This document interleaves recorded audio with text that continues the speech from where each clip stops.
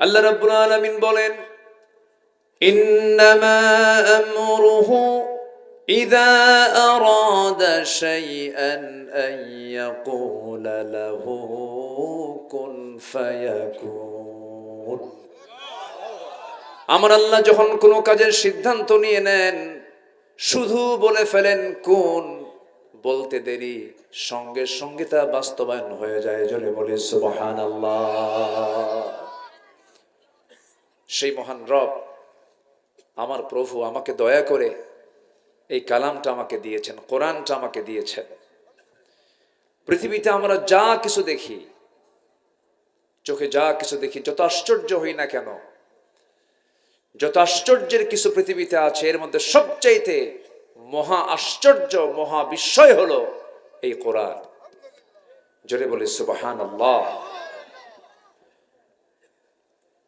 কারণ আল্লাহ পাক এর মধ্যে এমন কিছু তথ্য দিয়েছেন যা পৃথিবীর কোন তথ্যে এটা আপনি খুঁজে পাবেন না।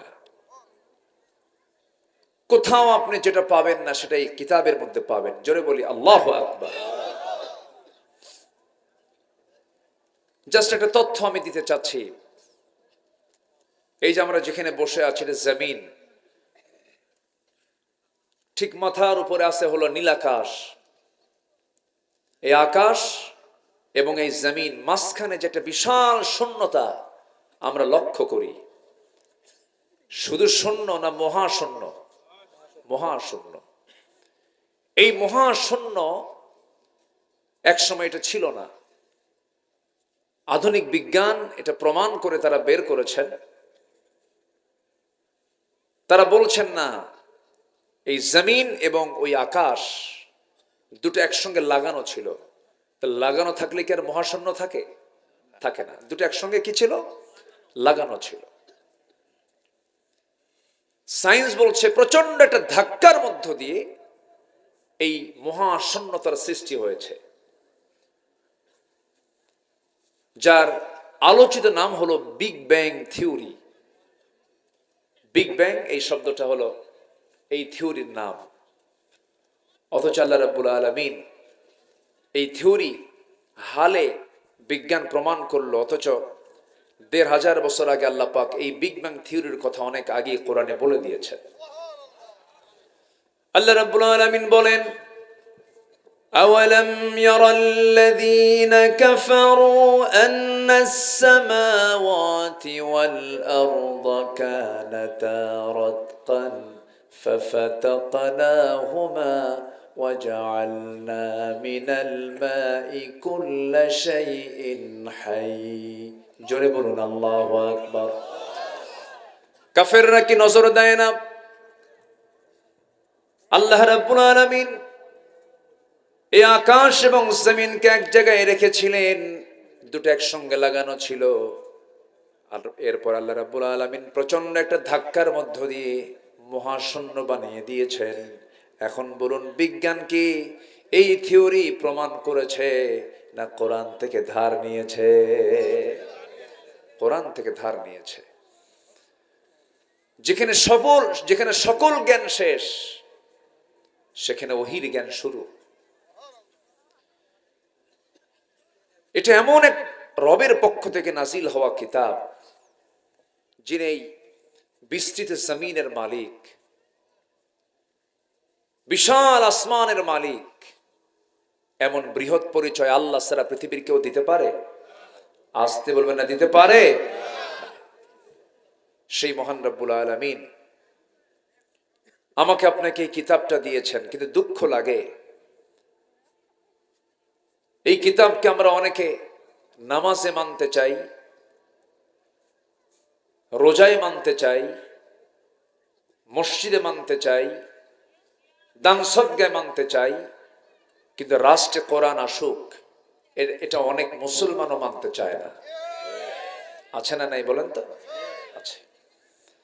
আপনি কোরআনকে নামাজে মানবেন, রাষ্ট্রে মানবেন না, আপনার ঈমান এখনো আনা হয়নি। আপনাকে নতুন করে আপনাকে ঈমান আনতে হবে। সম্মানিত ভাইয়েরা, আজকে যদি কোরআনের বাস্তব চিত্র যদি সমাজে চিত্রায়িত হতো, আজকে কোরআনের চিত্র যদি রাষ্ট্রে চিত্রায়িত হতো, আজকে আমাদের চোখের সামনে এমন চিত্র দেখা লাগতো না। আমার দেশের স্বাধীনতার 53 বছর চলছে আজ। এই 53 বছরে দেশের দুর্নীতি, দেশের ক্রাইম, এটা কমেছে না বেড়েছে? কমছে না বাড়ছে? বাড়ছে। সম্মানিত বন্ধুগণ, সব তো দেখলাম। কেউ এই দেশটাকে শাসন করেছে 25 বছর, কেউ চালিয়েছে 16 বছর, কেউ চালিয়েছে 9 বছর, মাঝখান দিয়ে কেয়ারটেকার গভর্নমেন্ট কয়েক বছর। এই মোটামুটি 53 বছর যারাই ক্ষমতায় ছিলেন, তারাই কিন্তু মুসলিম পরিবারের সন্তান ছিলেন। তাদের ধর্মের নাম ইসলাম, তারা মুসলমান। অথচ আজ পর্যন্ত আমার দেশে জাহান্নাম থেকে বাঁচার একমাত্র কারণ, জাহান্নাম থেকে বাঁচার জন্য 1 নম্বর কাজ হচ্ছে নামাজ।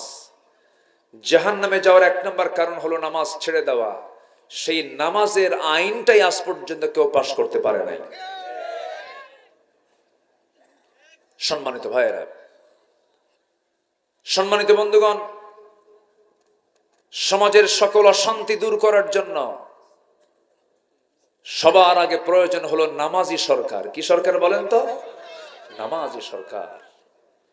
অতএব যা দেখেছি আর দেখতে চাই না।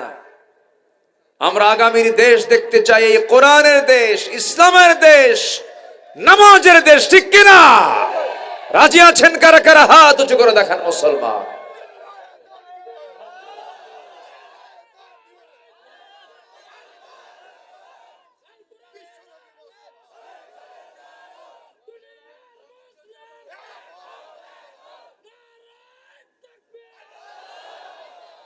আল্লাহ কবুল করুন। জোরে বলে আমিন। আরো জোরে আমিন। সম্মানিত ভাইয়েরা, সম্মানিত বন্ধুগণ, আল্লাহর কালামে কোরআনের মধ্যে কি নাই? সবই তো ছিল, কিন্তু আমরা এটাকে শুধু নামাজের মধ্যে রেখে দিয়েছি, মসজিদ মাদ্রাসার মধ্যে রেখে দিয়েছি, খানকার মধ্যে রেখে দিয়েছি। কিন্তু কোরআন দিয়ে কি ক্যান্টনমেন্ট চলতে পারে না? কোরআন দিয়ে কি প্রশাসন চলতে পারে না? কোরআন দিয়ে কি আদালত চলতে পারে না? কোরআন দিয়ে বঙ্গভবন, গণভবন, সংসদ ভবন কি চলতে পারে না? পারে। যখনই আমরা এই জাতীয় কথা বলতে যাই, তখন বলে, হুজুর আপনি রাজনীতি শুরু করলেন কেন? যারা বলবে ইসলামে রাজনীতি নেই, তাকে নতুন করে ঈমান আনতে হবে। সম্মানিত ভাইয়েরা, অনেক কথা আছে, আস্তে আস্তে করে বলি। আমাকে সময় দিচ্ছেন তো নাকি? উঠতে একটু দেরি হয়ে গেছে, আর একটু আগে উঠলে ভালো হতো। বছর 3 আগে আমি এই মাহফিলে এসেছিলাম। আল্লাহ পাক আমাকে আবারও এমন সুন্দর একটা আয়োজন, আবারও আমাকে আসার তৌফিক দিয়েছেন, আলহামদুলিল্লাহ। এই মসজিদের সম্মানিত সাবেক সভাপতি আলম সাহেব, তিনি আমাকে দাওয়াত দেওয়ার পরে ইন্তেকাল করেছেন। ওই মাহফিলটা তিনি থাকতে পারেন নাই। এবছর একজন সহসভাপতির, কালাম সাহেবের ইন্তেকাল হয়েছে। আমরা দোয়া করি আল্লাহ এই সমস্ত তার বান্দাদের কবরের সমস্ত আযাবকে মাফ করে কবরটাকে জান্নাতের টুকরা বানায় দেন। জোরে বলি আল্লাহুম্মা আমিন। সম্মানিত ভাইয়েরা, সেই মহাগ্রন্থ কোরআনে কারীম থেকে আমি সূরাতুল আহজাব থেকে কিছু কথা আমি বলতে চাচ্ছি। আল্লাহ যেন আমার মুখ থেকে সেই কথাগুলো বের করে দেন, যে কথাগুলো উম্মতে মুহাম্মাদের জন্য এই মুহূর্তে দারুণ প্রয়োজন। আচ্ছা, এটা এই দিকে যায় কেন? হয়তো এদিকে ঘোরান তো একটু।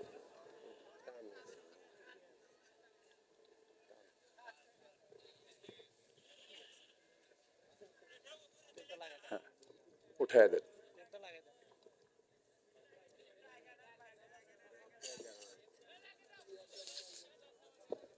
সম্মানিত ভাইয়েরা, আমার দিকে তাকান। সূরাতুল আহজাব থেকে কিছু কথা আমি বলতে চাচ্ছি। এই পৃথিবীতে আমরা যত আদর্শই খুঁজি না কেন, কোনো আদর্শই পরিপূর্ণ আদর্শ নয়। প্রত্যেকটা আদর্শের মধ্যে ত্রুটি আছে না নাই বলেন তো? আছে। বিশেষ করে আমি আজকের মাহফিলে লক্ষ্য করছি যুবকদের উপস্থিতি বেশি, বলি আলহামদুলিল্লাহ। যুবকদের নিয়ে ওয়াজ করব, বুড়া মানুষ বাদ।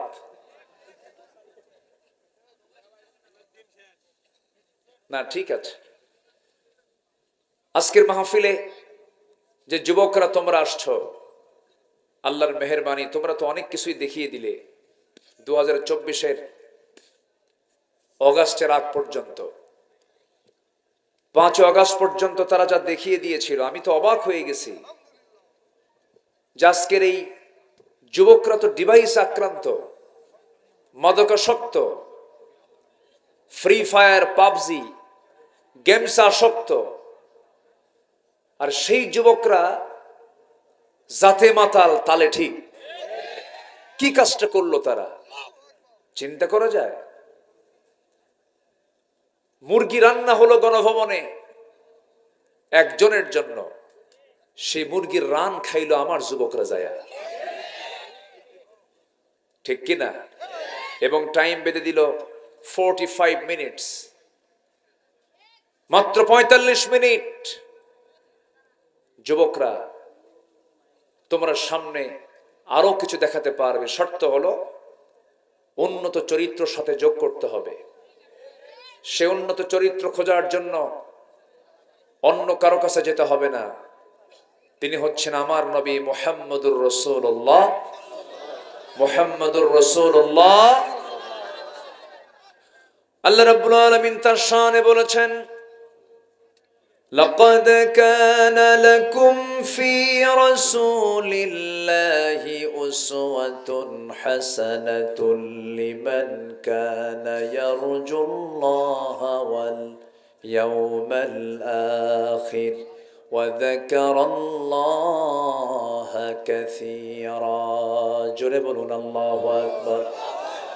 তোমাদের জন্য উত্তম আদর্শের বাস্তব নমুনা কেউ নয়, উত্তম আদর্শের বাস্তব নমুনা একজন, তিনি হচ্ছেন মুহাম্মদুর রাসূলুল্লাহ সাল্লাল্লাহু আলাইহি সাল্লাম।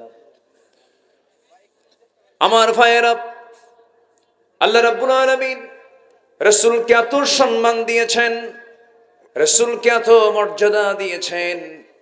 আল্লাহ পাক তার শানে এক জায়গায় বলছেন, হে রাসূল, আপনাকে যে যা বলে বলুক সেই দিকে আপনি কর্ণপাত করবেন না। আমি আপনাকে যে পুরস্কার দিয়েছি, যারা পারেন ঠোঁট মিলিয়ে আল্লাহ পাক তার শানে যা বলেছেন, তিনি বলছেন কি, নুন ওয়াল কলামি ওয়া মা ইয়াসতুরুন মা আনতা বিনি'মাতি রাব্বিকা বিমাজনুন ওয়া ইন্না লাকা লাআজরান গায়রা মামনুন وَإِنَّكَ لَخُلُقٍ عَظِيمٍ। জোরে বলুন আল্লাহু আকবার। হে রাসূল, আমি আপনাকে সুমহান চরিত্র অধিকারী বানিয়ে দিয়েছি। আল্লাহ পাক তার সম্মানটা কত বাড়িয়ে দিয়েছেন। এই কোরআন নাজিল হয়েছে আমার নবীর উপরে, কিন্তু আমার নবীকে আল্লাহ পাক কোথাও নাম ধরে একটা বারের জন্য ডাকেন নাই। বাবা তার ছেলেকে নাম ধরে ডাকতে পারেন, কিন্তু ছেলে তার বাপকে যদি নাম ধরে ডাকে, এটা আদব হবে না, বেয়াদবি হবে? বেয়াদবি হয়ে যাবে। ছোটজন বড়জনকে নাম ধরে ডাকতে পারেন? পারেন না। বড়জন ছোটজনকে নাম ধরে ডাকতে পারেন? আমার আল্লাহ তার জায়গা থেকে, তার আসন থেকে আমার নবীর নাম ধরেও যদি ডাক দিতেন, কিছুই হতো না। কিন্তু আল্লাহ রাব্বুল আলামিন সব নবীকে নাম ধরে ডাকলেও আমার আল্লাহ আমার নবীকে কোরআনে কোথাও একটাবারও নাম ধরে ডাকেন নাই। জোরে বলি সুবহানাল্লাহ।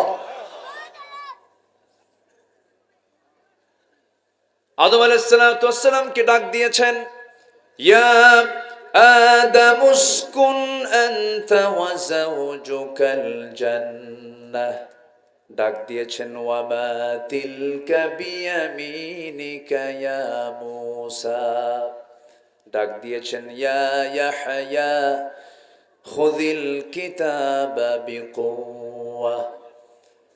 সব নবীকে আল্লাহ রাব্বুল আলামিন হরফে নিদা প্রয়োগ করে ডাক দিয়েছেন, কিন্তু আমার নবীর নাম যেখানে নিয়েছেন সেই জায়গায় আল্লাহ পাক গুণবাচক শব্দ প্রয়োগ করেছেন, মুহাম্মাদুর রাসূলুল্লাহ ওয়াল্লাযীনা মাআহু আশিদ্দাউ আলাল কুফফারি রুহামাউ বাইনাহুম تراهم ركعا سجدا يبتغون فضلا من الله ورضوانا। জোরে বলুন আল্লাহু আকবার।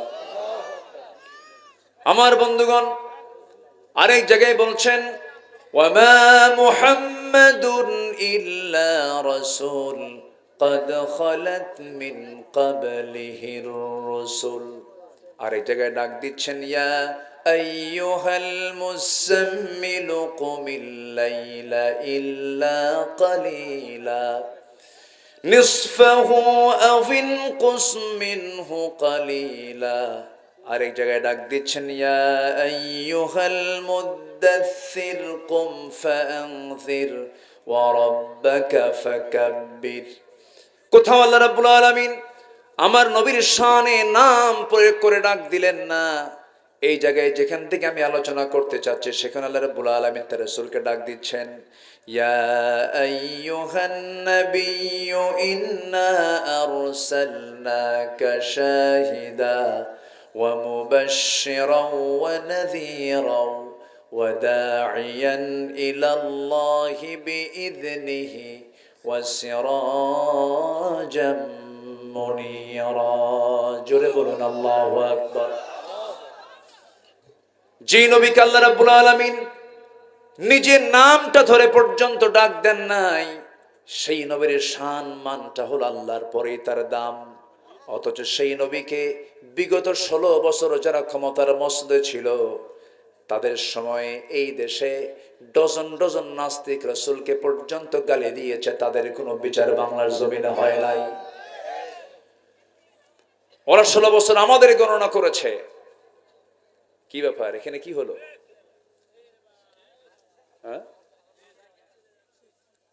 ও মাদ্রাসার ছাত্র এরা।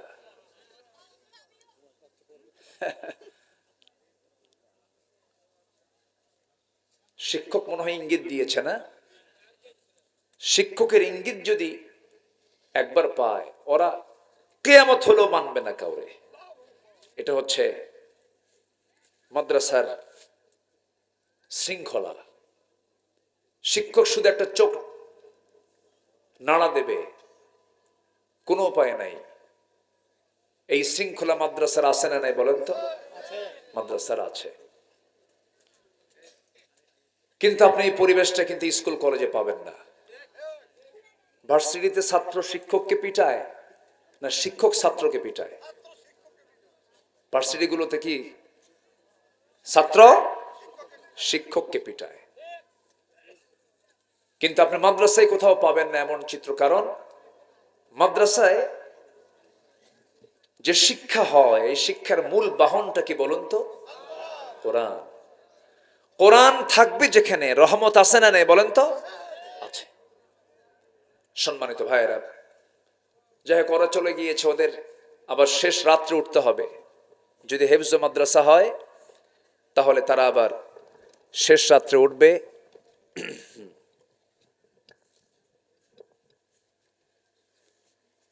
ওদের মেইন পড়া হলো ফজরের আগ দিয়ে তারা কিছু মুখস্থ করে থাকে।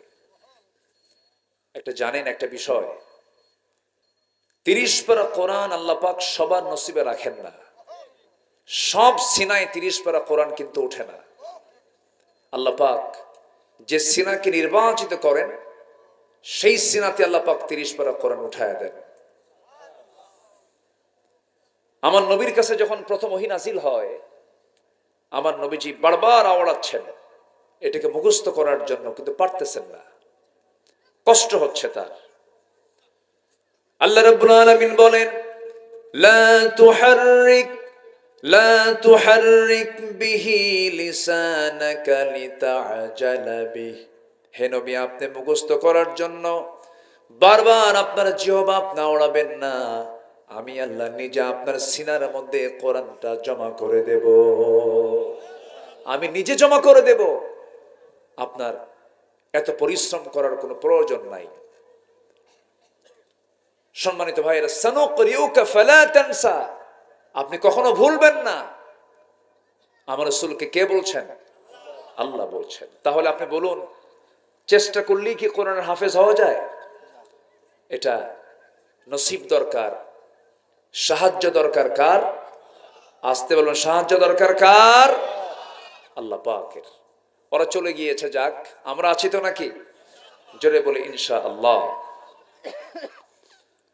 এই 16 বছরে আমরা এমন চিত্র দেখেছি, কুকুরের মাথায় টুপি পরানো হয়েছে, রাসূলকে নিয়ে ব্যঙ্গোক্তি করা হয়েছে, রাসূলকে সন্ত্রাসী মোহাম্মদ বলা হয়েছে। এরপরে এখন নিষিদ্ধ একটা ছাত্র সংগঠন জাহাঙ্গীরনগর ইউনিভার্সিটিতে বিগত কয়েক যুগ আগে প্রকাশ্যে 100 জন ছাত্রীকে ধর্ষণ করে ক্যাম্পাসে এসে প্রকাশ্যে ধর্ষণের সেঞ্চুরি পূরণের অনুষ্ঠান বাস্তবায়ন করার জন্য মিষ্টি পর্যন্ত বিতরণ করেছে। এই সমস্ত তালিকাগুলো এখন বের করার দরকার আছে না নাই? বলেন তো, আসতে বলবেন না, আছে না নাই? আমার বিরুদ্ধেও তালিকা করেছিল, সেটা হলো ওই যে কি বিচারপতি শামসুদ্দিন, কালা বলার দরকার নাই, শামসুদ্দিন মানিক, কালা তো আল্লাহ বানাই দিছে, তাই না? এই শামসুদ্দিন মানিক 116 জন আলিমের তালিকা করেছিল, এর মধ্যে আমার নামটা ঢুকিয়েছিল ওরা। কেন? আমরা নাকি রাষ্ট্রদ্রোহী, আমরা নাকি রাষ্ট্রের বিরুদ্ধে অবস্থান করেছি। সম্মানিত বন্ধুগণ, 2 বছরও পার হয়নি, সেই তালিকা 2 বছর অতিক্রম করেনি, সেই শামসুদ্দিন কালা মানিক আজকে কোথায়? পালানোর জন্য সিলেট অঞ্চলকে চুজ করলো। সে ত্রিপুরা অথবা আসাম দিয়ে গুয়াহাটি হয়ে দিল্লি চলে যাবে, কিন্তু সিলেটবাসী খুব ভালো আপ্যায়ন করেছে, এত সুন্দর আপ্যায়ন করেছে, কোর্টে যখন হাজিরা দিতে গেছে বিসি শুদ্ধ আউট করছে। আপনারা জানেন না, জানেন না, জানেন না? সম্মানিত বন্ধুগণ, যুগে যুগে যারা এই জুলুম করেছে আল্লাহ পাক তাদেরকে উলঙ্গ করে ছেড়েছেন।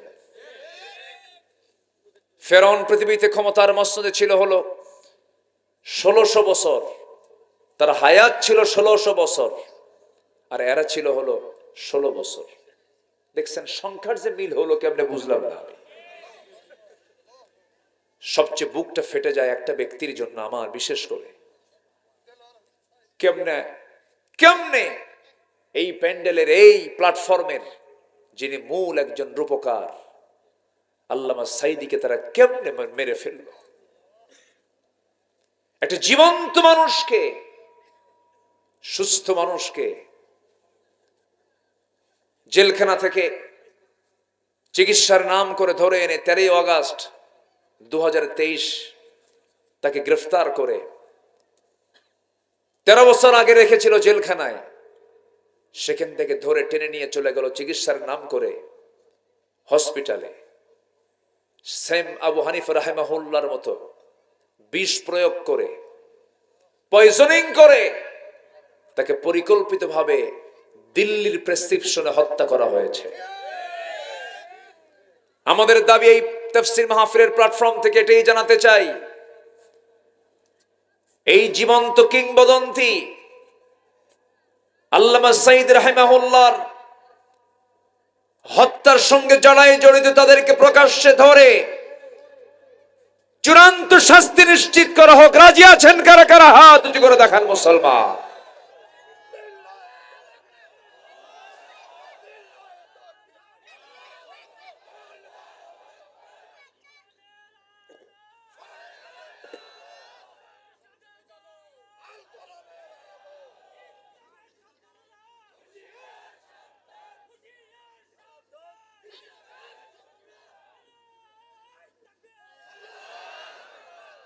আল্লাহ কবুল করুন, জোরে বলি আমিন।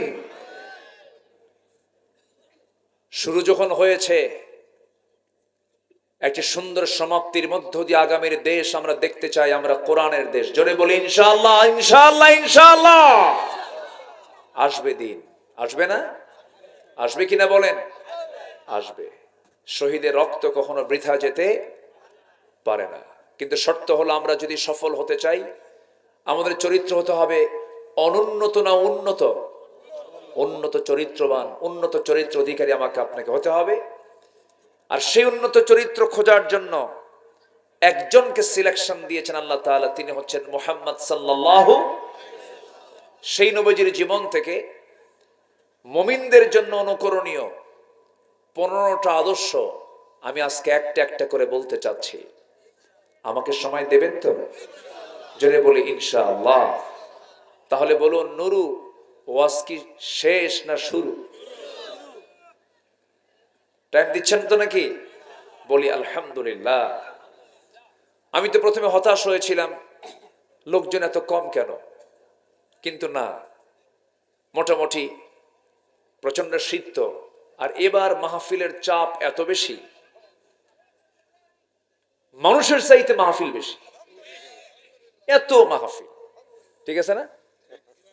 মানুষের চাইতে মাহফিল বেশি। যাই হোক, হতাশার কোনো কারণ নেই। আল্লাহর পয়গম্বর নূহ আলাইহিস সালাতু ওয়াস সালাম তিনি দাওয়াত দিয়েছেন। আল্লাহর পয়গম্বর ইন্নী দাআউতু কওমি লাইলা ওয়া নাহারা, দিনে এবং রাতে দাওয়াত দিয়েছেন 900 বছর। কত বছর? ইসলাম কবুল করছে 80 থেকে 90 জন। তার দাওয়াত কি ব্যর্থ ছিল? না। আমার আপনার কাজ হলো আল্লাহর দেওয়া হুকুম বাস্তবায়ন করা। সফলতা ব্যর্থতা এটা আমার দেখার দরকার নাই। পুরস্কার দিবেন কে? আস্তে পুরস্কার দিবেন কে? আল্লাহ তাআলা। বসুন, আমরা নবীজির যদি এই 15টা আদর্শ যদি আজকে শিখে যেতে পারি, আমলের নিয়তে যদি শুনে যদি বাস্তবায়ন করি, এই 15টা আদর্শই আমাকে জান্নাতের দরজায় পৌঁছায় দেবে। জোরে বলি সুবহানাল্লাহ। নাম্বার 1, আমরা দাওয়াত দেব মানুষকে কার পথে? আসতে বলবেন না, কার পথে? আল্লাহর পথে। বোকার সাথে না প্রজ্ঞার সাথে? বোকামির সাথে না প্রজ্ঞার সাথে? প্রজ্ঞার সাথে। আমার নবীজির 1 নম্বর আদর্শ হলো তিনি একজন দাঈ ছিলেন। আমরাও দায়ী হয়ে যাব, মানুষকে আল্লাহর পথে দাওয়াত দেব।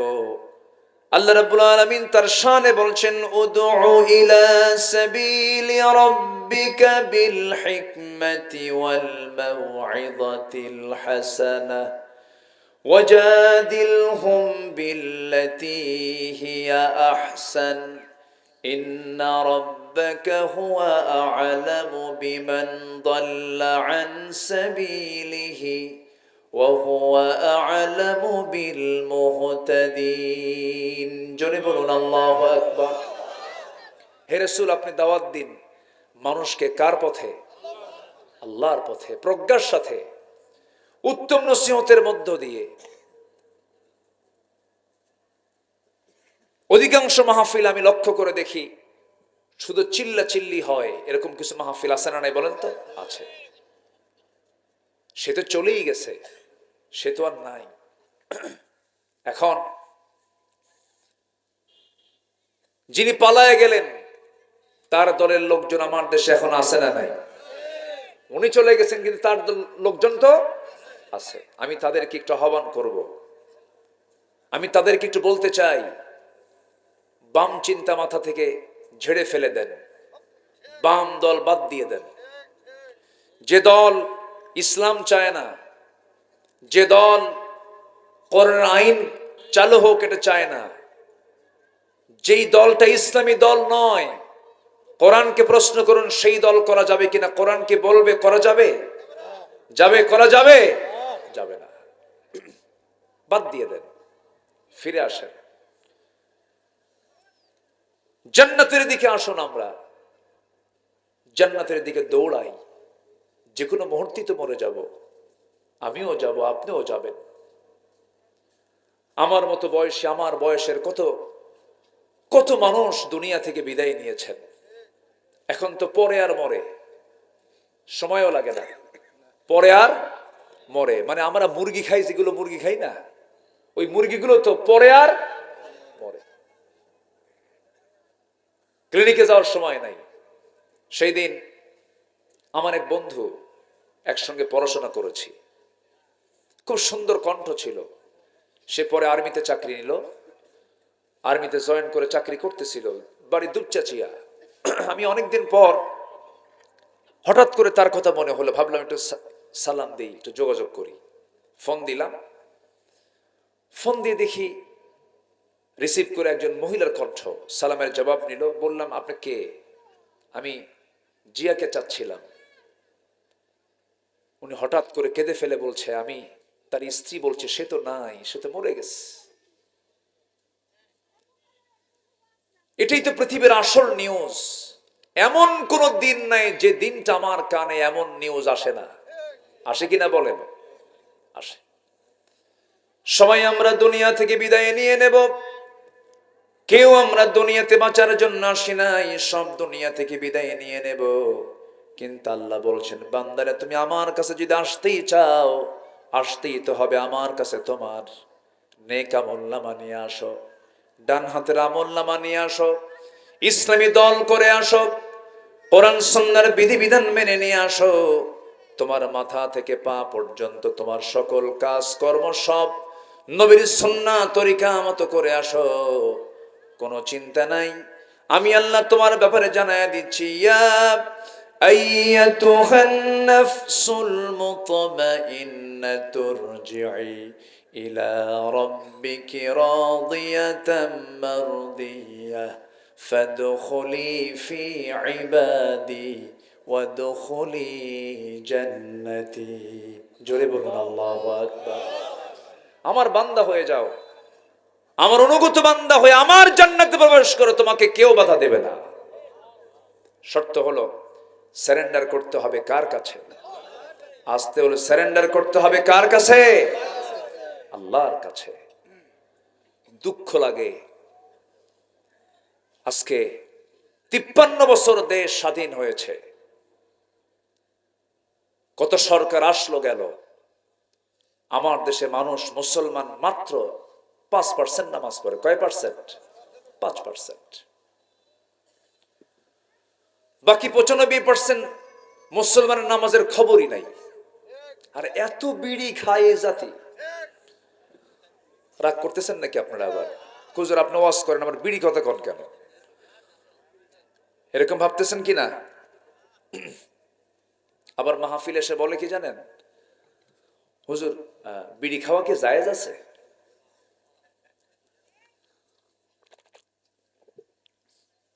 জায়েজের চেষ্টায় আছেন, যদি জায়েজ করে নেওয়া যায়। সম্মানিত ভাইয়েরা, আবার অনেকে পান খান। পান খান, সমস্যা নাই, পান তো রস খান তো নাকি? মাঝে মধ্যে খান, পান খান, সমস্যা নেই। পানের রস স্টমাকের জন্য ভালো। কিন্তু পানের সাথে আবার হাকিমপুরি রহমতুল্লাহ আলাইহি কেন? এখানে কথা আছে, এই জায়গায় প্রবলেম আছে। সম্মানিত ভাইয়েরা, কোন নেশার জগতে আমরা যাব না। জোরে বলি ইনশাআল্লাহ। এই মুখটা পরিচ্ছন্ন রাখবো। আমার নবীজির সর্বশেষ আমল ছিল, আমার নবীজির ব্যবহারিক আমল ছিল হলো মিসওয়াক করা। কি করা বলেন তো? মিসওয়াক করা। আর সর্বশেষ ওসিয়ত ছিল হলো, সর্বশেষ কথা ছিল হলো নামাজ।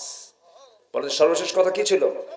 নামাজ। আমার যারা আলোচনা শোনেন, আমি এই বিষয়টা খুব বেশি বলার চেষ্টা করি। আমি আপনি কেউ থাকবো না দুনিয়া থেকে, আমিও চলে যাব, আপনিও চলে যাবেন। কেউ বাঁচার জন্য আসি নাই। এই দুনিয়ার মায়া মমতা একদিন সব মাইনাস হয়ে যাবে। কলিজার টুকরা সন্তানের জ্বর হলে পরে গোটা রাত ঘুম হয় না, পেরেশানি কাজ করে।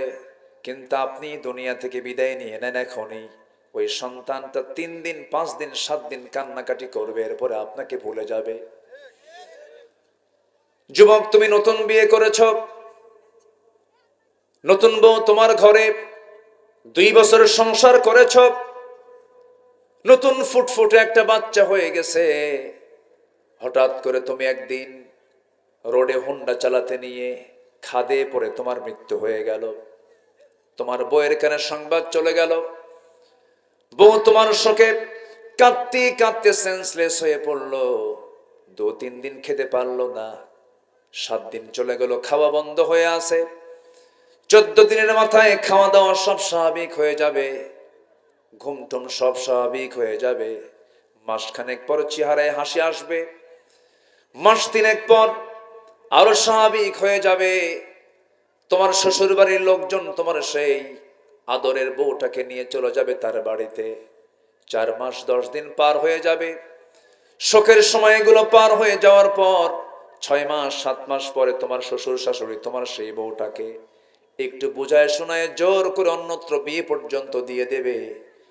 অন্যের ঘরের স্ত্রী হয়ে চলে যাওয়ার পর তোমার সেই বউটাই পরের দিন ফোন দিয়ে তার আব্বা আম্মাকে বলবে, আব্বা তোমরা আমার ব্যাপারে যে সিদ্ধান্ত নিয়েছো বিয়ের বিষয়ে খুব ভালো করেছো, কারণ আমার আগের স্বামীর চাইতে এই স্বামীটা আরো ভালো। এটাই হলো দুনিয়া। আপনি আজকে মরে যান, সন্তানগুলো সম্পদ নিয়ে কাড়াকাড়ি শুরু করে দেবে। কেউ আমার আপন নয়। কে বলেছে আমার বাপ আপন? বাপও আমার আপন নয়। কে বলেছে মা আপন? মা আমার আপন নয়। কে বলেছে ছেলে আপন? সেও আমার আপন নয়। কে বলেছে আমার স্ত্রী আপন? সে আমার আপন নয়। কে বলেছে আমার ভাই আপন? সে আমার আপন নয়। একবার চক্ষু বন্ধ করে দেখুন, একমাত্র আপন আমার কে? আসতে বলবেন না, কে? আল্লাহ পাক।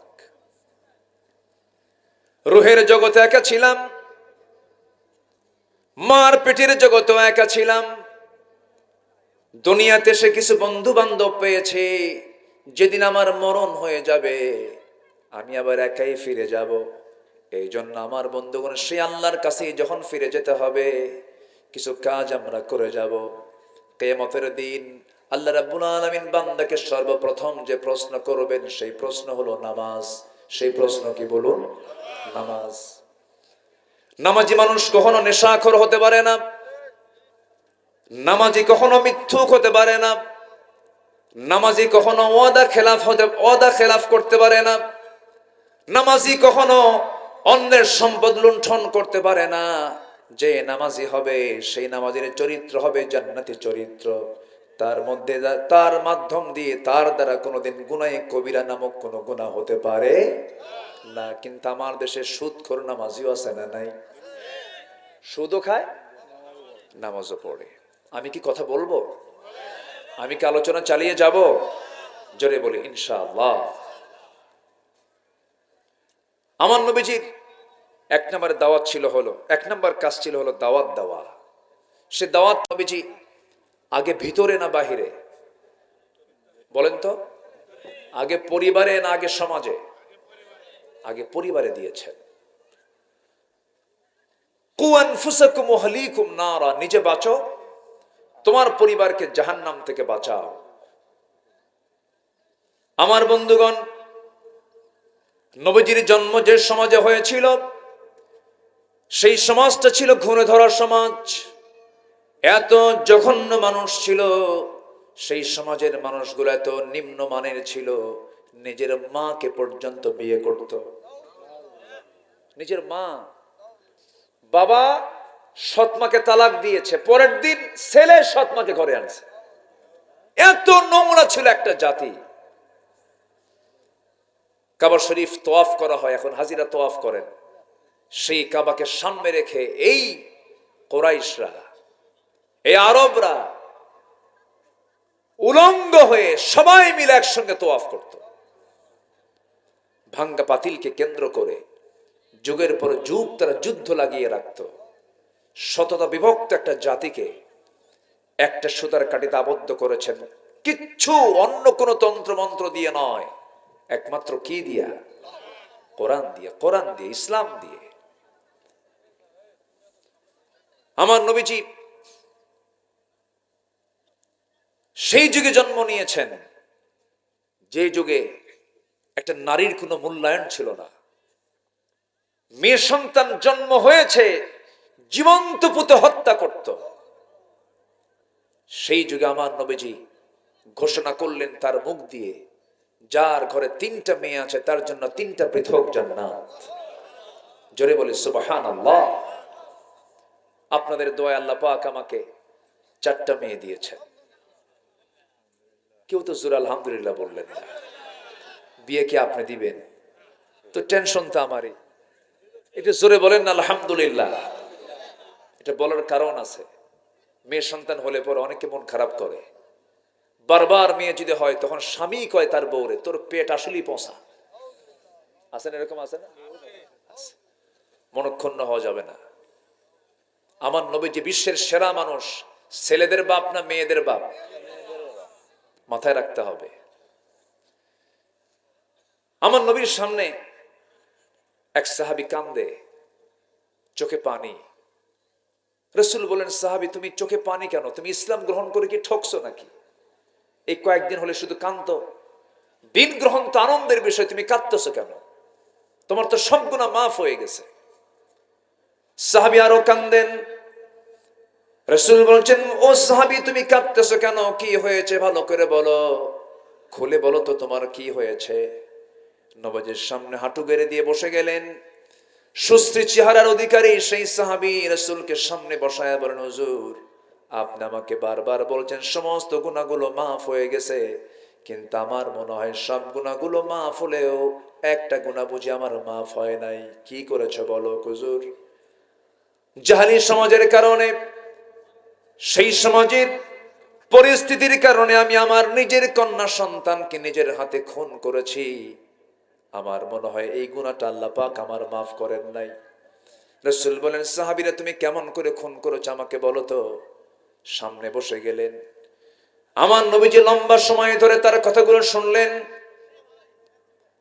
ওই সাহাবী বলছেন, ইয়া রাসূলুল্লাহ, সন্তান যখন আমার স্ত্রীর গর্ভে চলে এলো, 6 মাস যখন পূরণ হলো, বউটাকে বললাম যাও মার বাড়িতে চলে যাও, সন্তান ডেলিভারি হয়ে আসো। ছেলের সন্তান যদি হয় সন্তানটা কোলে করে নিয়ে আসবে, মেয়ে সন্তান হলে কোনো কথা নাই, আমি আগেই তোমাকে ফরমান জারি করে দিলাম, তাকে জীবন্ত পুঁতে তাকে হত্যা করে এরপরে তুমি আমার কাছে আসবে। হুজুর বউটাকে পাঠায় দিলাম, সন্তান ডেলিভারি হলো, সন্তানটা মেয়ে হয়েছে, কিন্তু আমাকে বলা হলো মৃত হয়েছে। আমার চোখের আড়ালে সন্তানটাকে অন্যের বাড়িতে বড় করে ধীরে ধীরে যখন 6 বছর হয়ে গেছে, এর মাঝে একটা দিন আমার চোখের সামনে পড়ে নাই হুজুর। হঠাৎ করে আমার চোখের সামনে একদিন সন্তানটা পড়ে গেল। চট করে হাত ধরলাম, আমার মতো চোখ, আমার মতো নাক, আমার মতো কান, আমার মতো কপাল, আমার মতো চেহারা, সোজা ধরে এনে বউয়ের সামনে হাজির করে বললাম, সন্তানটা কার? আমার বউ কাঁপতে কাঁপতে বলছে, সন্তানের তথ্য কতক্ষণ গোপন করব? এই সন্তানটা 6 বছর পূর্বে আমাদের ওরস থেকে এসেছে। আমি শুধু শুনলাম হুজুর, কিন্তু আমি ভিতরে ভিতরে চরম খেপে গেলাম। ঠান্ডা মাথায় খুনি বনে গেলাম, সন্তানটাকে কেমন করে মেরে ফেলবো। অভিনয়ের পালা শুরু করে দিলাম। সন্তানটাকে কোলের মধ্যে নিয়ে আদর করে চুমু দিয়া তাকে আমার কাছে ঢুকায় নিলাম, ও হৃদয়ের মধ্যে আমি ঢুকে গেলাম।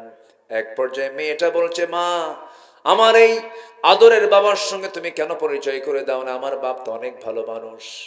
পরের দিন সকালবেলা ওই মেয়েটাকে বললাম, মা তোমাকে নানির বাড়িতে নিয়ে যাব। দারুণ খুশি হলো, আনন্দে আত্মহারা হয়ে আমাকে জড়িয়ে ধরে আমাকে চুমু খেয়ে বলে, বাবা চলো নানির বাড়িতে আমি যাব। ওকে সঙ্গে করে নিয়ে রওনা দিলাম। হুজুর নানির বাড়ির দিকে না গিয়ে আমি জঙ্গলের দিকে রওনা করলাম। জঙ্গলটা দেখে আমার মেয়েটার মুখ ছোট হয়ে গেল। আমার মেয়েটা বারবার বলছে, বাবা তুমি ওই জঙ্গলের দিকে কেন যাও? কি হয়েছে তোমার? কিচ্ছু বললাম না। জঙ্গলটা পার হয়ে গেলাম, হাতে কোদাল নিলাম, গর্ত খনন শুরু করে দিলাম। আমার মেয়েটার মুখ আরো ছোট হয়ে গেল, বাবা গর্ত খনন কেন করছো? কোনো জবাব দিলাম না। যখন আমি কোদাল দিয়ে যখন গর্ত খনন করি, ছিটকে এসে কিছু মাটি দাড়ির মধ্যে লেগে যায়, আর আমার সেই মেয়েটা 5 আঙ্গুল দিয়ে খিলাল করে করে সেই মাটিগুলো সরায় সরাইয়া দেয়। আমার মেয়েটা, হুজুর আমার শরীর থেকে ঘাম ঝরতেছিল, গামছা দিয়ে আমার মেয়েটা সেই ঘামগুলো ছড়ে ছড়ে দেয়, সুন্দর করে মুছে মুছে দিয়ে বলে, বাবা গর্ত খনন কেন করছো, আমাকে কিছু বলো। বাবা কিচ্ছু বললাম না। গর্ত খনন যখন শেষ হয়ে গেল, পিছন দিকে চলে এলাম, আর আমার মেয়েটাকে বললাম, মা দেখো তো গর্ত খনন কেমন হয়েছে। আমার মেয়েটা সরল মনে গর্তের কাছাকাছি চলে গেছে। উকি মেরে যখন দেখতে নিল, আমি পিছন দিকে আসলাম, চোখ বন্ধ করে পিছন দিকে সজোরে একটা ধাক্কা মারলাম। এক ধাক্কায় সন্তানটা গর্তের মধ্যে উপর হয়ে পড়ে গেল। চট করে চিত হয়ে দুইটা হাত এক জায়গায় করে বলছে, বাবা বুঝতে পেরেছি মার কথাই সত্য হয়ে গেছে, মার কথাটাই বাস্তব হয়ে গেছে। তুমি আজকে আমাকে হত্যা করার জন্য এই জায়গায় এনেছো বাবা।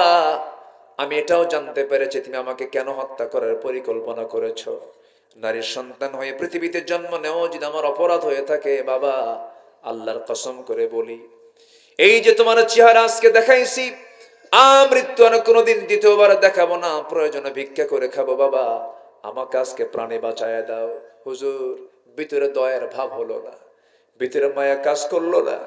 শিরকিয়াতের কারণে, জাহালাতের কারণে হাতের মধ্যে আমি বড় একটা পাথর নিলাম। পাথর নিয়ে আমি সোজা তার কলেজা বরাবর মেরে দিলাম। ফিনকি দিয়ে রক্ত বের হওয়া শুরু হয়ে গেছে। আমি আমার চোখের সামনে মাটি চাপা দিয়া, পাথর চাপা দিয়া জনমের মতো দুনিয়া থেকে বিদায় করে দিলাম। ফিরে আসলাম বাড়ির দিকে। দিন গ্রহণের আগ পর্যন্ত তেমন কিছু মনে হয় নাই, কিন্তু এই যে ৬-৭ দিন যাবত আমি দিন গ্রহণ করার পর থেকে রাতের বেলা বিছানায় ঘুমাতে গেলে আমাকে যেন আমার মেয়েটা বারবার ডাকতেছে, এটা আমার মনে হয়। আমার দারুণ কষ্ট হচ্ছে। সঙ্গে সঙ্গে রাসূল সাহাবীকে জড়িয়ে ধরে বলছেন, ও আমার সাহাবী, তুমি যে ভুলটা করেছো মারাত্মক ভুল হলেও দিন গ্রহণ করার কারণে এই গুনাহটাও আল্লাহ রাব্বুল আলামিন তোমার জীবন থেকে সাফ করে দিয়েছেন। জোরে বলি সুবহানাল্লাহ, আরো জোরে বলি সুবহানাল্লাহ। সেই একটা অসভ্য সমাজ থেকে আমার নবীজি দাওয়াতি কাজের মধ্য দিয়ে দাওয়াত দিয়েছেন। কি দিয়া? আস্তর কি দিয়ে দাওয়াত দিয়েছেন? কোরআন দিয়ে দাওয়াত দিয়েছেন। এই কোরআন দিয়ে দাওয়াত দিয়ে সেই জাহেলি যুগের অসভ্য বর্বর একটা জাতির ভিতর থেকে বের করে আনলেন আবু বকর, কে বের করে আনলেন ওমর, বের করে আনলেন ওসমান, বের করে আনলেন আলীর মতো মানুষ, জাফর আবু তালহার মতো মানুষ। এমন শ্রেষ্ঠ মানুষ আর কিয়ামত পর্যন্ত পৃথিবীতে আসবে না। এই সমস্ত মানুষগুলো ওই জাহেলি সমাজ থেকে বের করে এনেছেন কোন জাদু মন্ত্র দিয়ে নয়। কিসের দাওয়াত দিয়া? কিসের দাওয়াত দিয়া? কোরআনের দাওয়াত দিয়ে। সে কোরআন আজও আছে না নাই? আমরা দাওয়াত দেব মানুষকে কি দিয়া? কি দিয়া? কোরআন দিয়ে দাওয়াত দেব।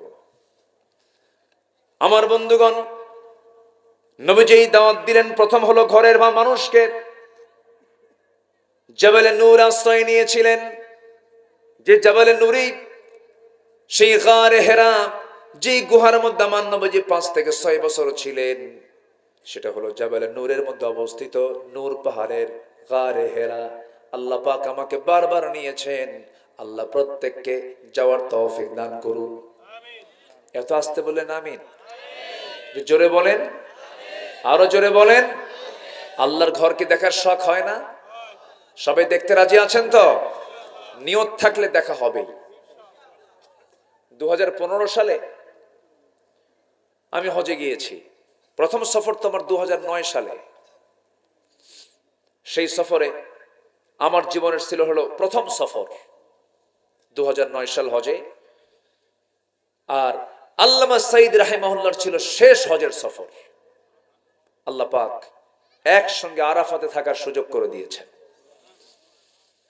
তো ওই সময় আল্লামা সাইদি রাহিমাহুল্লাহকে বলা হয়েছিল যে হুজুর, দেশের অবস্থা খুব খারাপ, আপনি এই দেশেই থেকে যান, এই দেশ আপনাকে নাগরিকত্ব দিয়ে দিবে, আপনার যাওয়ার দরকার নাই, দেশে মামলা হচ্ছে। উনি মুচকি হাসি মেরে বললেন, আমি দেশে থাকবো আর আমার দেশ, আমার আত্মীয়, আমার জনগণ, আমার দ্বীনি ভাইরা মানবতার জীবন যাপন করবে, এমন চরিত্র আমার না। তো রাসূল তো আমাকে এই চরিত্র শিখায় নাই। দেশের মাটিতে যাব, প্রয়োজনে ফাঁসির মঞ্চে ঝুলে মরবো, বাতিল শক্তির কাছে মাথা নত করব না।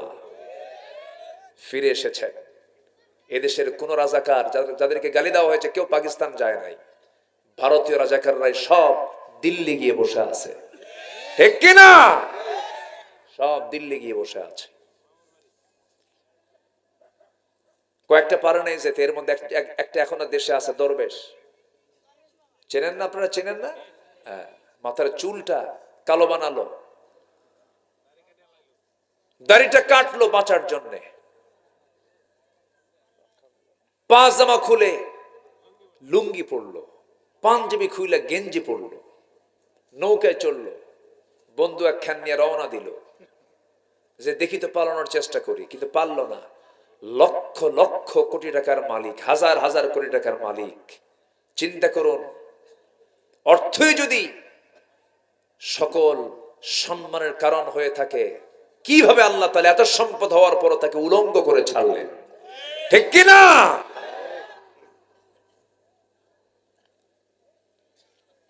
কোস্টগার্ড ধরে ফেলছে, ধরে ফেলে বলতেছে, স্যার আমি আপনাকে চিনি, আপনি আইনমন্ত্রী, উপায় নাই, চলেন থানায় যেতে হবে। আমি কি একা আসছি এই জায়গায়? আমি তো একা আসি নাই, আমার সাথে আরেকজন আছে, আমি তো জামাতের সাথে আসছি। কিসের সাথে আসছি? জামাতের সাথে। কে কে? আরেকজন কই যে বসে আছে, করতো মাথার চুল কালো, লোকটা কে? মুখে দাঁড়িয়েও নাই, কে ভালো করে দেখো, ওটাই দরবেশ, ভান ধরে বসে আছে। সম্মানিত ভাইয়েরা, সম্মানিত বন্ধুগণ, আমরা এক নাম্বার কাজ আজকে শিখলাম নবীর জীবন থেকে। আমরা মানুষকে কি দেব বলেন তো? দাওয়াত দিতে রাজি আছেন তো? সবাই দাওয়াত দিতে রাজি আছেন তো? এক নাম্বার দাওয়াত দেব আমরা কোথায়? বাড়িতে। নিজের বাড়িকে আমরা সামলাবো। আমার নবীজি জাবাল নূর থেকে আল্লাহর কালাম কোরআন যখন নাজিল হলো, ওহী যখন নাজিল হলো, সেই কোরআনটা নিয়ে সোজা বাড়িতে চলে আসলেন। এসে তার স্ত্রী আম্মা জান খাদিজাকে লক্ষ্য করে বলছেন, খাদিজা রে, আমার কেমন যেন আশঙ্কা হচ্ছে, লাকাদ খাশিতু আলা নাফসি, আমি আমার নিজের জীবন নিয়ে শঙ্কিত, মনে হয় মরে যাব, কেমন যেন মনে হচ্ছে আমার।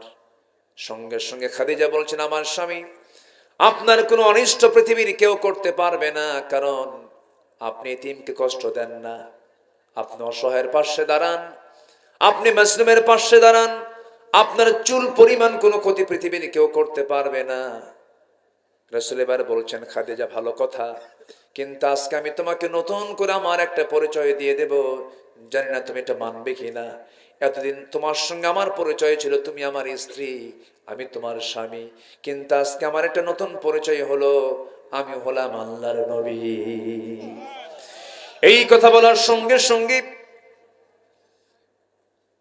খাদিজা রাদিয়াল্লাহু তাআলা আনহার চোখে পানি চলে এলো।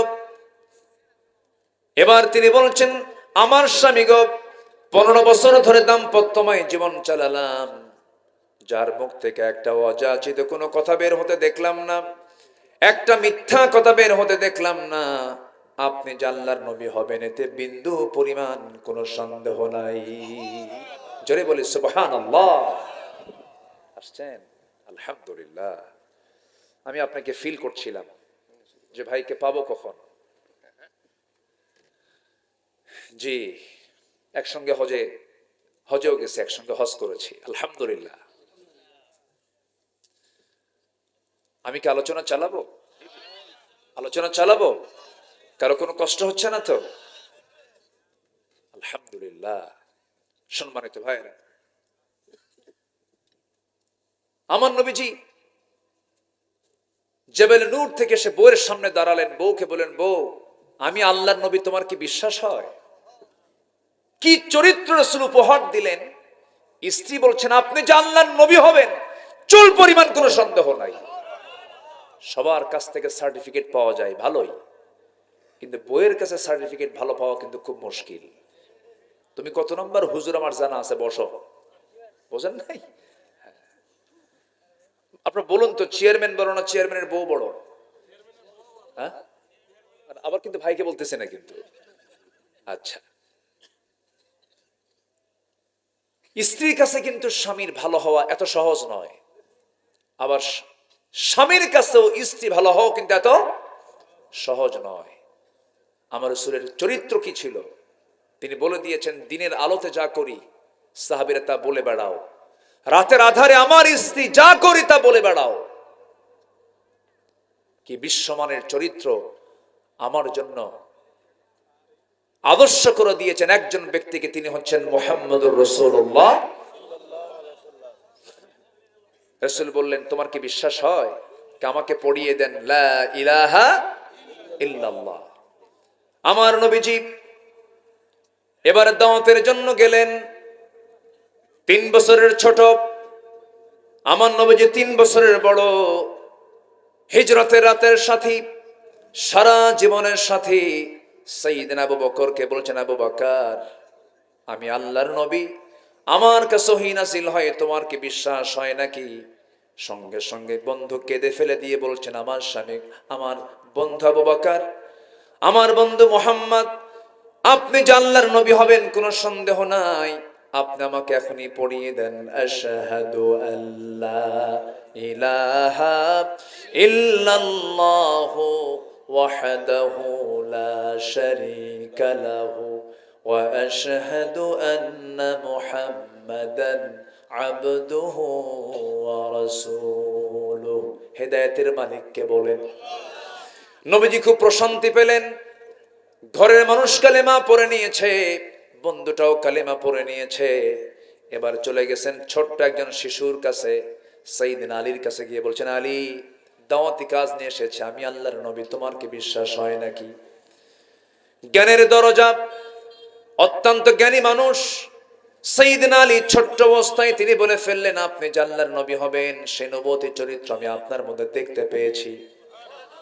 যে লোকটা জীবনে মিথ্যা কথা বলে না, আমার বন্ধুগণ, আজকের সমাজেও যে লোকটার মুখে মিথ্যা কথা কম থাকবে, আমি আল্লাহর কসম করে বলি, সেই লোকটাই সবচেয়ে বড় পীর সাহেব, বুজুর্গ সাহেব, ঠিক কি না?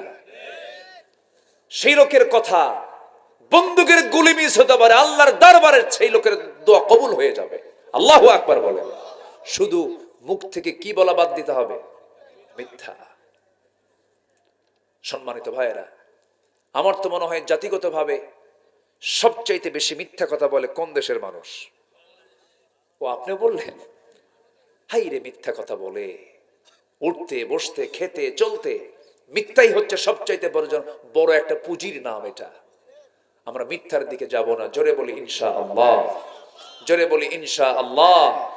পৃথিবীতে একজন মানুষের শুধু রেকর্ড আছে, শুধু একজন, only one person, the prophet Muhammad সাল্লাল্লাহু আলাইহি ওয়াসাল্লাম, জীবনে কৌতুক করেও একটা মিথ্যা বলেননি তার মুখ থেকে। অথচ দেশ চালিয়েছেন, সমাজ চালিয়েছেন, রাষ্ট্র চালিয়েছেন, মসজিদ চালিয়েছেন, বিচারালয় চালিয়েছেন, কোর্ট চালিয়েছেন, যুদ্ধের ময়দান চালিয়েছেন, একটা মিথ্যার আশ্রয় নেওয়া লাগে নাই। আসুন না সেই বিশ্বমানের চরিত্রকে আমাদের চরিত্র বানায় নেই। আল্লাহ কবুল করুন, জোরে বলি আমিন। কি মানুষ বানালেন আবু বকর, আল্লাহু আকবার। রাষ্ট্রপ্রধান তিনি। কি রাষ্ট্রপ্রধান? রাতের বেলা জনগণকে দেখার জন্য তিনি বের হতেন প্রত্যেক রাত্রে খালি পায়ে। কি পায়ে? খালি পায়ে। সাইয়েদনা ওমর ফারুক বলে ফেললেন, আমিরুল মুমিনিন, আপনি খালি পায়ে এই পাথরওয়ালা রাস্তায় আপনি খালি পায়ে গভীর রাতে একা একা হাঁটেন কেন? পাথরের আঘাতে আপনার চামড়া ফেটে তো রক্ত বের হয়ে যাবে। তিনি বলে ফেললেন, ভাই ওমর, আমি যদি খরম জুতা দিয়া যদি এই পাথর রাস্তায় যদি হাঁটা শুরু করি, জুতার সঙ্গে ওই পাথরের একটা আঘাত লাগবে, আওয়াজ হবে। সে আওয়াজে আমার জনগণের যদি ঘুম নষ্ট হয়ে যায়, কিয়ামতের দিন আমাকে আসামির কাঠগড়ায় দাঁড়িয়ে তার জবাব দিতে হবে। সেই জাহেলি যুগ থেকে কি মানুষ বের করলেন রাসূল? কিসের দাওয়াত দিয়া? কিসের দাওয়াত দিয়া? একা একা চলতেছেন, কোনো প্রোটেকশন লাগে না, কোনো প্রোটোকল লাগে না। একাকি চলছেন রাতের বেলা খালি পায়ে জনগণকে দেখার জন্য।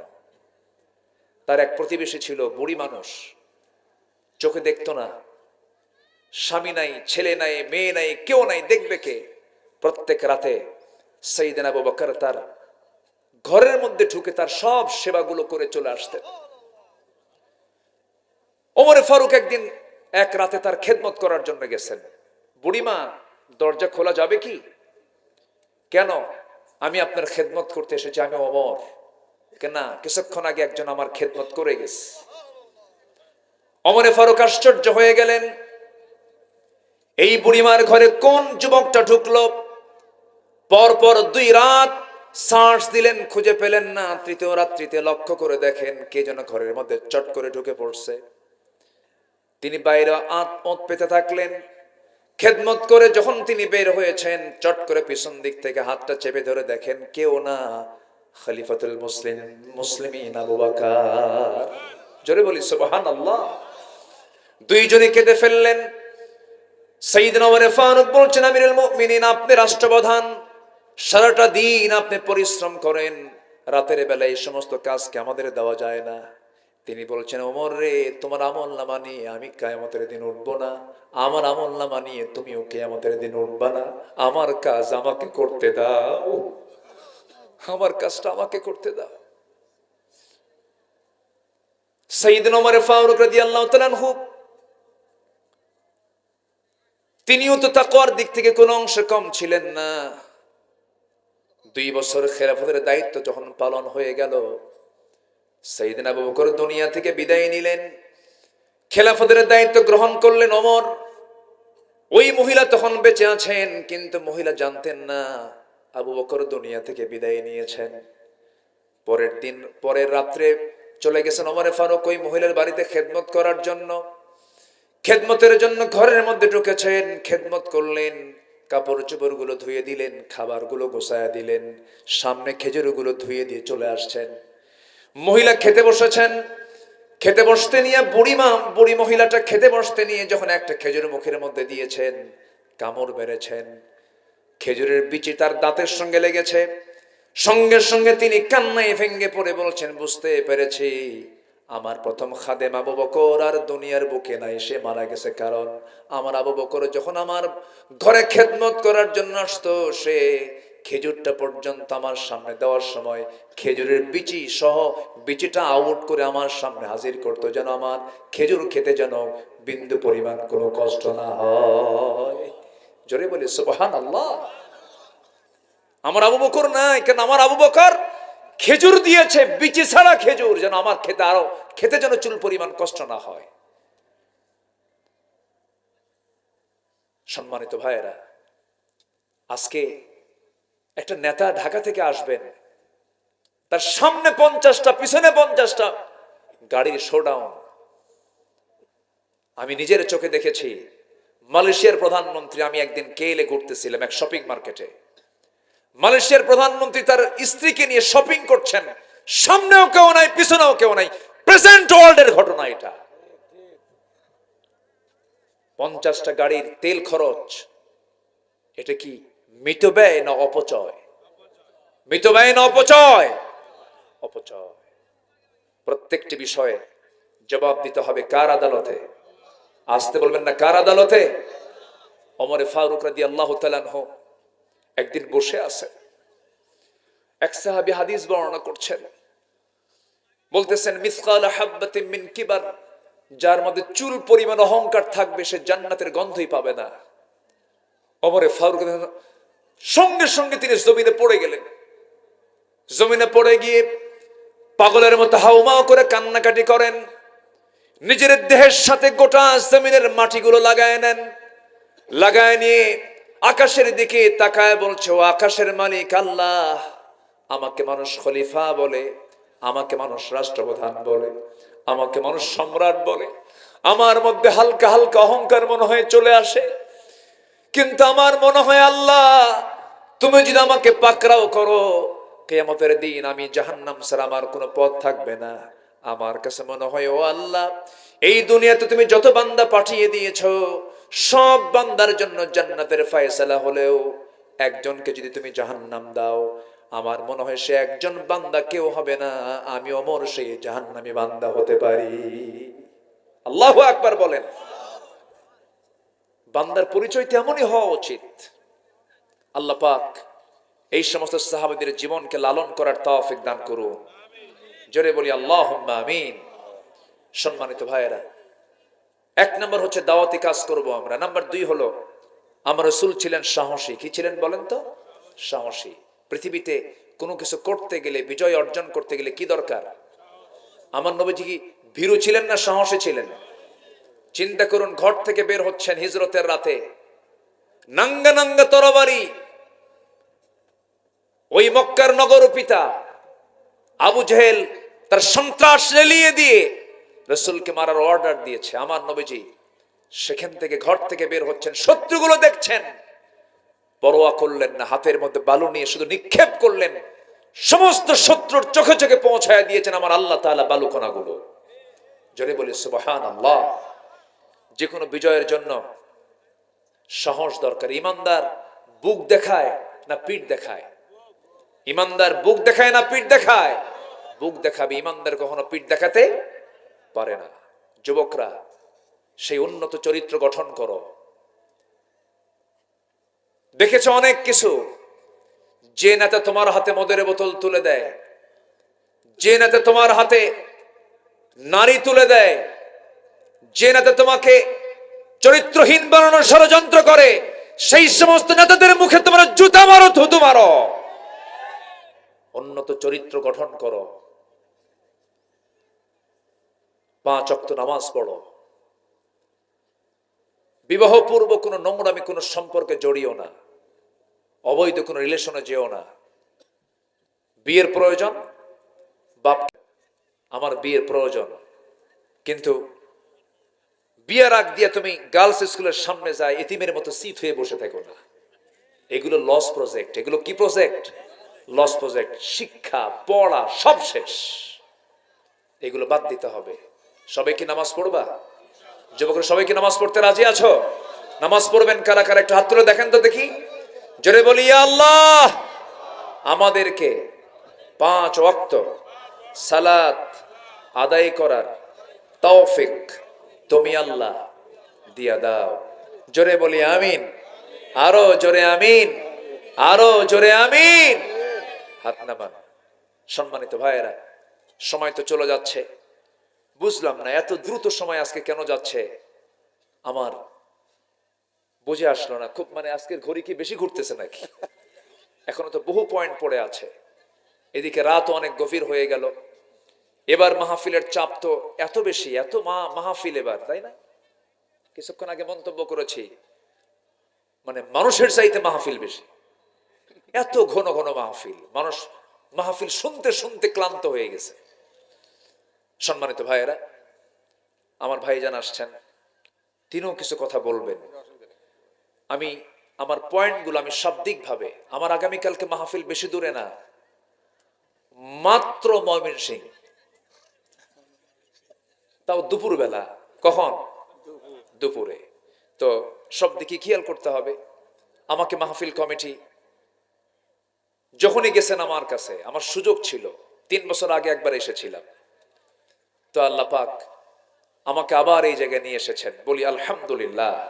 আপনাদের এই চাঁদ মাখা মুখগুলো আল্লাহ পাক আমাকে আবার দেখার সুযোগ করে দিয়েছেন। আল্লাহ যেন আমাদের সম্পর্ক যেন হাসর পর্যন্ত গড়িয়ে দেন।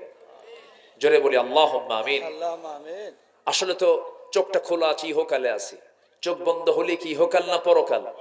তো আমরা ইহকালের সম্পর্ক গড়বো আমরা পরকালকে টার্গেট করে। জোরে বলি ইনশাআল্লাহ।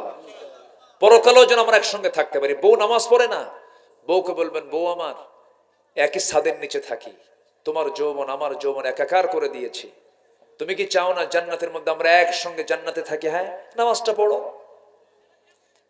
মেয়েগুলোকে বলবেন, ছেলেগুলোকে বলবেন, বাপ নামাজটা পড়, একসঙ্গে দুনিয়াতে এক ছাদের নিচে থেকেছে, একসঙ্গে জান্নাতে থাকবো আমরা, জান্নাতে গিয়ে শপিং করব, একসঙ্গে থাকবো আমরা। এরকম করে আমরা দাওয়াতি কাজ করব। আল্লাহ কবুল করুন। জোরে বলে আমিন। নাম্বার 3 হলো ধৈর্য ধরতে হবে। যে কোনো কাজে সফলতা পেতে হলে কি দরকার? ধৈর্য দরকার। আচ্ছা বলুন তো, নামাজ আগে না ধৈর্য আগে? বলেন বলেন বলেন। ধৈর্য আগে। দেখবেন কিছু কিছু মুসল্লি মসজিদেও তাড়াহুড়ো করে। ইমাম যদি নামাজ একটু লম্বা সূরা দিয়ে পড়ে, পিছন থেকে ওর চুলকানি শুরু হয়ে যায়।